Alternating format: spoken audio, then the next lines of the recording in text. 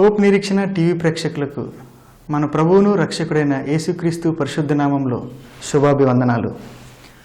లోకరక్షకుడైన యేసుకు జన్మనిచ్చి ధన్యురాలుగా మనచే కీర్తింపబడుచున్న మరియ గురించి ఈరోజు మనం పరిశుద్ధ గ్రంథంలో నుండి తెలుసుకుందాం.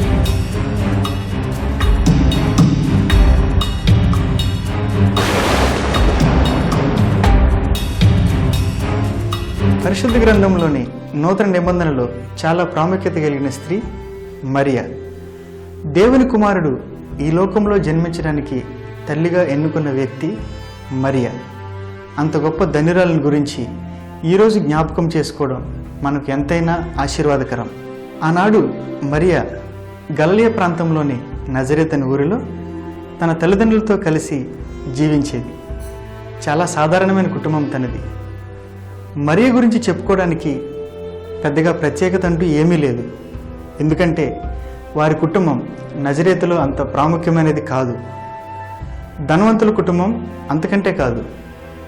మరియకు యుక్త వయసు రాగానే ఆమెను అదే ప్రాంతానికి చెందిన యోసేపు అనే వడ్రంగి పనివానికి ఇచ్చి పెండ్లి చేయాలని పెద్దలు నిశ్చయించారు.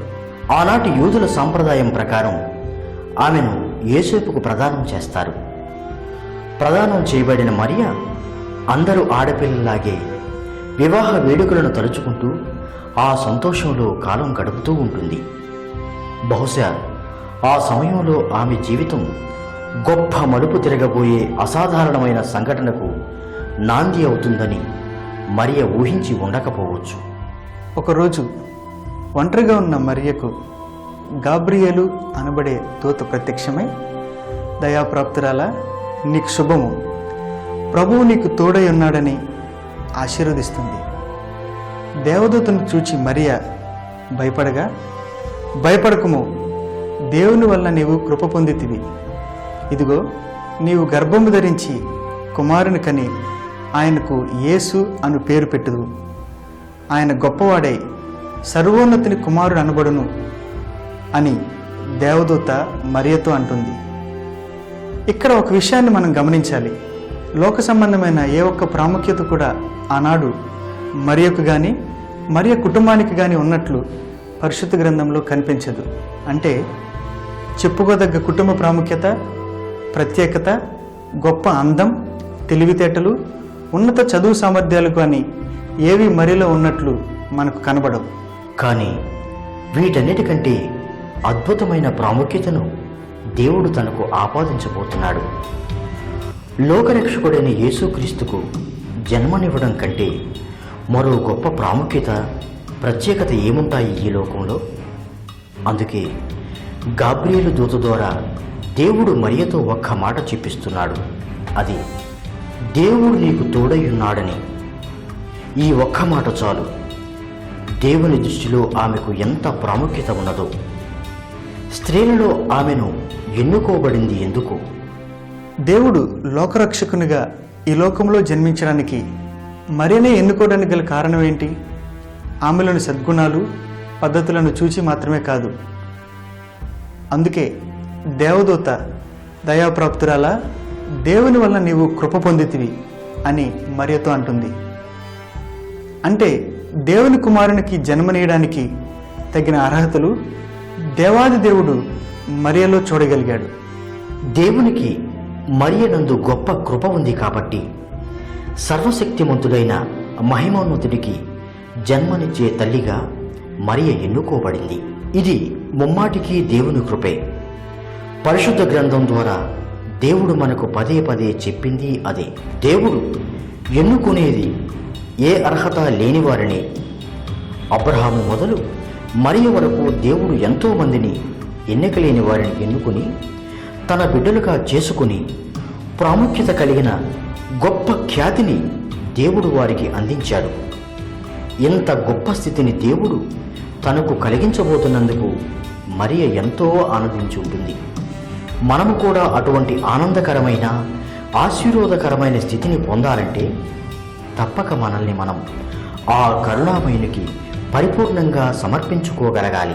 యెహోవా దేవుడు మానవ జీవన విధానాలకు అతీతంగా సర్వోన్నతమైన రీతిలో లోక రక్షకునికి జన్మనిచ్చుటకు తన గర్భాన్ని ఎన్నుకున్నాడని దేవదూత ద్వారా తెలుసుకున్న మరియ, ఇది ఎలా సాధ్యం? నేను పురుషుని ఎరుగందానను కదా, బలహీనురాలను, ఏ అర్హత లేని మామూలు ఆడపిల్లను అని అమాయకంగా దూతను ప్రశ్నించగా, అందుకు దూత, పరిశుద్ధాత్మ నిన్ను ఎన్నుకున్నది, సర్వోన్నతిని శక్తి నిన్ను కమ్ముకున్నది, కాబట్టి నీవు జన్మనీయబోయే కుమారుడు పరిశుద్ధుడు, దేవుని కుమారుడు అని పిలువబడతాడు అని మరియ సందేహాలకు దూత సమాధానమిస్తుంది. దూత మాటలతో నెమ్మది పొందిన మరియ తన జీవితంలో రాబోయే మార్పులకు, ఎదుర్కొనబోయే పరిస్థితులకు సిద్ధపడి అంత చిన్న వయసులోనే ఆశ్చర్యమైన గొప్ప సమాధానం తను దూతకు చెప్తుంది. అది ఏమిటంటే, నేను ప్రభువుకు దాసురాలను, నీ చిత్త ప్రకారమే జరిపింపమని దేవుణ్ణి వేడుకుంది. దేవుని యందు ఎంతటి విశ్వాసం, ఎంతటి నమ్మకం! ఇంకో మాటలో చెప్పాలంటే, ప్రభువా, నీ చిత్తానికి, నీ ప్రణాళికకు నేను సిద్ధమే. నీవు ఏ రీతిగా నన్ను మలుచుకోవాలన్నా అది నీ ఇష్టమే. ఇదిగో, నా ఈ శరీరం నీది, నా ప్రాణం నీది, నా జీవితం నీది అని దేవుని చిత్తానికి తను తాను పూర్తిగా సమర్పించుకుంది. తనకు పరిణమించబోయే స్థితి వలన తన కుటుంబం యొక్క పరువు ప్రతిష్టలు సంఘంలో పోతాయని కానీ, అలాగే ఆనాడు యూదుల కఠిన సాంప్రదాయాలు, చట్టాలు తనను ఇబ్బందులకు గురి చేస్తాయని కానీ మరియ ఆలోచించలేదు. అంతేకాదు, నవమాసాలు బిడ్డను మోయాలని, ప్రసవ వేదన గురించి కానీ, కనీసం ఆమెతో ప్రదానం జరిగిన యేసూపుతో ఆమెకు భవిష్యత్తులో వచ్చే ఇబ్బందుల గురించి కూడా మరియ ఆలోచించలేదు. ఆ సమయంలో తన జీవితం, తన భవిష్యత్తు అనే ఆలోచనల్ని పక్కన పెట్టి కేవలం దేవుని యొక్క ప్రణాళికకి తనను తాను సిద్ధపరచుకుంది. ఎప్పుడైతే మరియ తను అనుకున్న జీవితం కాక ప్రభువు మరో దారిలో తన జీవితాన్ని సిద్ధపరచాడని గ్రహించిందో, ఆనాటి నుండి ఆమె పూర్తిగా దేవుని ఆజ్ఞకు బద్దురాలై జీవించడానికి నిర్ణయం తీసుకుంది. అందుకే మరియ ఎలిజబెతును కలిసినప్పుడు ఆమెతో, నా ప్రాణము ప్రభువును గనపరచుచున్నది, నా ఆత్మ రక్షకుడైన దేవుని యందు ఆనందించుచున్నది అని అంటుంది. ఎంతటి సిద్ధపాటును కలిగి ఆనాడు మరియ ఆ మాటలు అని ఉంటుందో మనం ఊహించవచ్చు. ఈ లోకాన్ని రక్షించడానికి రాబోయే రాజాది రాజు మరియనే ఎందుకు ఎన్నుకున్నాడో ఈ సందర్భంలో కూడా మనం అర్థం చేసుకోవచ్చు. దేవుడే ఎలిజబెతు ద్వారా అనిపించాడు కదా, స్త్రీలలో నీవు ఆశీర్వదింపబడినదాను అని. మరియ గొప్ప విద్యావంతురాలు కాదు. ఆ రోజుల్లో స్త్రీలు చదువుకొని విద్యావంతులయ్యే అవకాశమూ లేదు. అయినా ఆమె దేవుని యందు భయభక్తులు కలిగి తను పెద్దల ద్వారా విన్న పరిశుద్ధ గ్రంథ ప్రవచనాలు తన మనసులో భద్రపరుచుకుంది. అందుకే లూకాసు వార్త 1వ అధ్యాయం 46వ వచనం నుండి 55వ వచనం వరకు మనం జ్ఞాపకం చేసుకుంటే, ఆ సందర్భంలో మరియ పాత నిబంధన గ్రంథంలోని ఎన్నో ప్రవచనాలు అలవోకగా ఆమె ప్రవచించడం మనం గమనించవచ్చు. ఓ శుభదినాన బెత్లెహేము అనబడే దావీదుపురంలో యేసుక్రీస్తు జన్మించాడు. ఆకాశాన్ని సింహాసనంగా, భూమిని పాదపీఠంగా చేసుకున్న ఆ సర్వోన్నతుడికి ఈ భూమిపై రవ్వంత చోటు దొరకలేదు. చివరికి ఓ పశువుల పాకలోని తొట్టిలో ఆ బంగారు తండ్రిని పరుండబెట్టారు. ఆ చిన్ని తండ్రికి పశువుల పాక రాజమందిరం కాగా, కుడితి తొట్టి బంగారు పీఠమైంది. ఆనాడు ధర్మశాస్త్రానుసారం తొలిచూలుగా పుట్టిన మగపిల్లవాణిని ప్రభునకు ప్రతిష్ఠ చేయవలసి ఉండగా, యేసు పుట్టిన 8వ రోజు ఆయనను ఎత్తుకుని యెరూషలేము దేవాలయంకు తీసుకుని వస్తారు దంపతులు. యెరూషలేములో సిమోయను అని నీతిమంతుడు, గొప్ప భక్తిపరుడు నివసించేవాడు. సిమోయను పరిశుద్ధాత్మచే నింపబడినవాడే ప్రభువు యొక్క క్రీస్తును చూడకుండా మరణించడని అతనికి పరిశుద్ధాత్మ ద్వారా బయలుపరచబడి ఉంది. ఆత్మవశుడే సిమోయను దేవాలయంలోనికి వచ్చి అత్యంత ఆనంద పరవశుడే యేసుని ఎత్తుకొని బహుగా ఆనందిస్తాడు. అన్ని జనులకు నీవు వెలుగుగాను, నీ ప్రజలైన ఇశ్రాయేలుకు మహిమగాను, నీ సకల ప్రజల ఎదుట సిద్ధపరిచిన నీ రక్షణ నేను కనులారా చూచితిని అంటూ ఆనందపరవశుడవుతాడు. సుమయను మాటలు విన్న మరియా, ఆమె భర్త అయిన యోసేపు ఆశ్చర్యపడగా ఆయన వారిని దీవించి క్రీస్తును కొనియాడి, ఆ తరువాత నీ హృదయంలోనికి ఒక ఖడ్గము దూసుకుని పోవునని సుమయను మరియతో అంటాడు.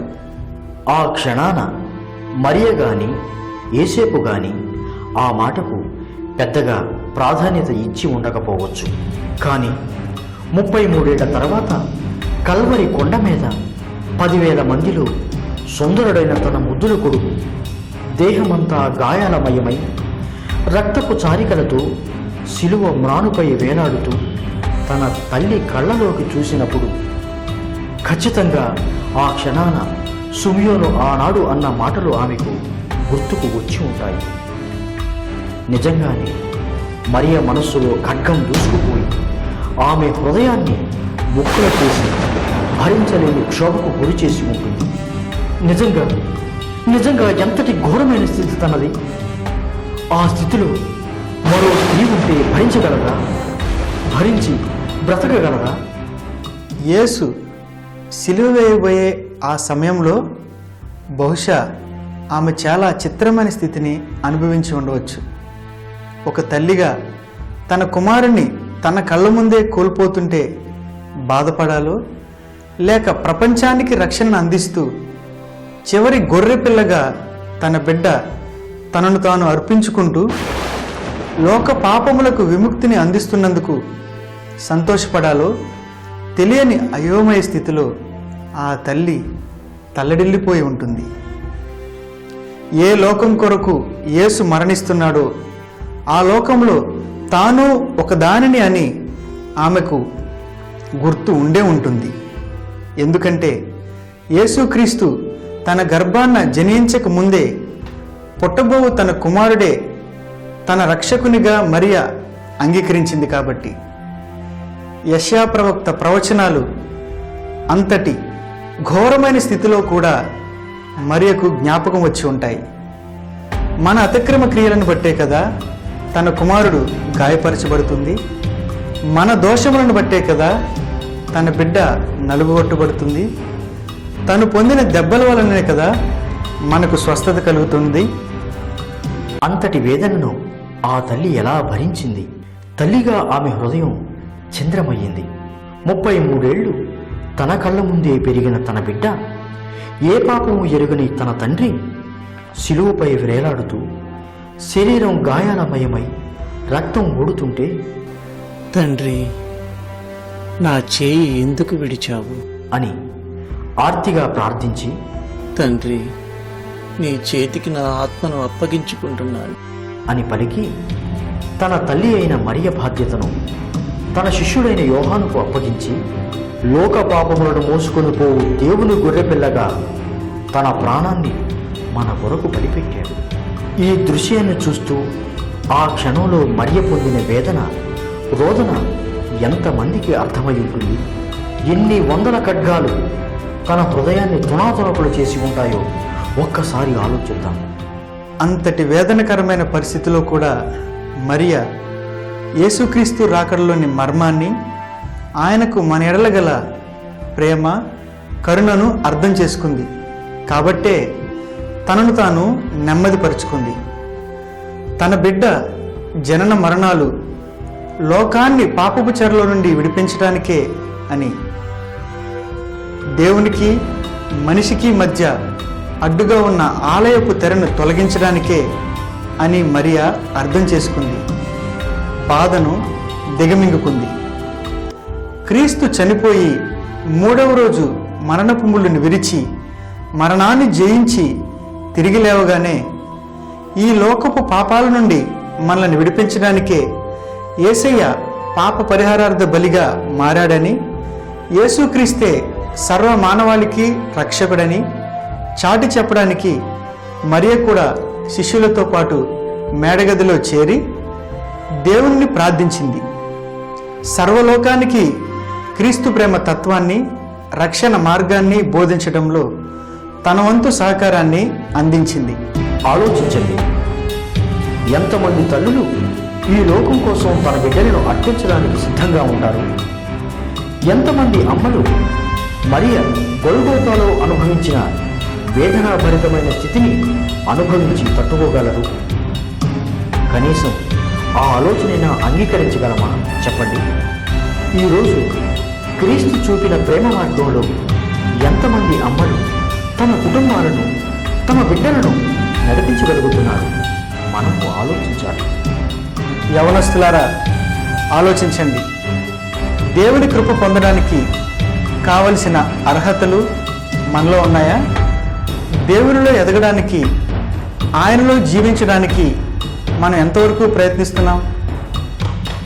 మరియలా మనల్ని మనం దేవునికి సమర్పించుకోవడానికి సిద్ధపాటు కలిగి ఉన్నామా? ఆనాడు మరియ అంతటి సిద్ధపాటు కలిగి ఎదురైన ప్రతి శోధనను, వేదనను భరించింది. కాబట్టే తను ధన్యురాలుగా మారింది. అందుకే ఈనాటికి ప్రపంచంలో ఎక్కువ శాతం మంది తల్లిదండ్రులు తమ బిడ్డలకు మరియా, మరియమ్మ అని పేరు పెట్టుకొని పిలుచుకుంటున్నారు. ఎంతటి ఆశీర్వాదాన్ని దేవుడు మరియకు దయచేశాడో చూడండి, ఆలోచించండి. ఈరోజు నీవు నేను దేవుని ప్రేమను, అందులోని రక్షణను ప్రపంచానికి చాటవలసిన అవసరం ఎంతైనా ఉంది. కోత విస్తారంగా ఉంది, కానీ కోసేందుకు బహు కొద్ది మంది మాత్రమే ఉన్నారు. సిద్ధపడండి. నీవెరిగిన నీ దేవుని ప్రేమను 10 మందికి పంచండి. వారిని ప్రభువు చెంతకు తీసుకురా. లోకానికి రక్షణ సువార్తను అందించు. ఆత్మలను సంపాదించు. వారికి నీ ద్వారా రక్షణను అందించగలిగితే నీకు ఎంత ఆనందం, ఎంత ఆశీర్వాదకరం. ఈ క్షణం నుండే మనం మన ప్రయత్నాన్ని ప్రారంభిద్దాం. యేసయ్య పవిత్ర నామంలో మనమందరం మరియ వలె దీవెనకరంగా నడిపించబడాలని ప్రార్థించుదాం. ఆమేన్. ఈ వీడియో మీకు నచ్చితే మీ మిత్రులకు షేర్ చేసి దేవుని సువార్తను 10 మందికి చాటడంలో పాలిభాగస్తులు కాగలరు. మర్చిపోకుండా మీ హోప్ నిరీక్షణ టీవీ ఛానల్ను సబ్స్క్రైబ్ చేయగలరు. Thank you. Praise the Lord. Amen.